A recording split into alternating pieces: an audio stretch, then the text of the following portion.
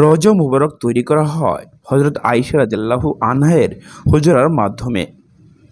নবী সাল্লাল্লাহু সাল্লামের পর হযরত আবু বকর রাদিয়াল্লাহু আনহুকেও তার পাশেই কবর দেওয়া হয়।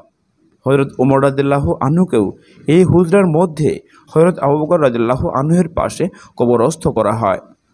হযরত ওমর ইবনুল খাত্তাব রাদিয়াল্লাহু আনহু তার খেলাফত আমলে রওজা শরীফের চারদিকে কাঁচা ইটের দেয়াল দিয়ে ঘিরে দিয়েছিলেন।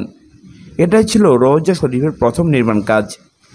দ্বিতীয় নির্মাণ কাজ করা হয় উমাইয়া খলিফা উলিদ ইবনে মালিকের শাসন আমলে। প্রবল বৃষ্টিপাতের দরুন রওজা শরীফের দেয়ালের অংশ বিশেষ ধসে পড়ে, তাই তাৎক্ষণিকভাবে এই দ্বিতীয় নির্মাণ কাজের প্রয়োজন হয়েছিল।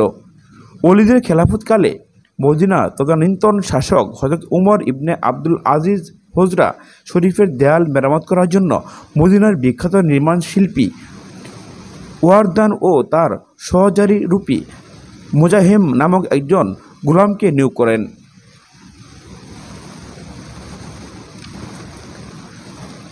হযরত নবী সাল্লাল্লাহু আলাইহি সাল্লাম এর জীবদ্দশায় তার পাক দরবারে যেভাবে আদব রক্ষা করে চলা কর্তব্য ছিল, তার রওজা পাক জিয়ারতের ব্যাপারেও সে সকল আদব রক্ষা করতে হবে। রওজা মুবারক জিয়ারত করতে যেয়ে খোদা না করুন কেউ কোনো বেয়াদবি করলে তার তকদবি অবশ্যই পোকা ধরবে, কেননা আল্লাহ প্রিয়তমা রাসূলের দরবারে বেয়াদবি করলে আল্লাহ তাআলা তা কিছুতেই বরদাস্ত করবেন না। সুতরাং রওজা পাক জিয়ারতকালে যে সকল আদবের প্রতি লক্ষ্য রাখা অত্যাবশ্যক।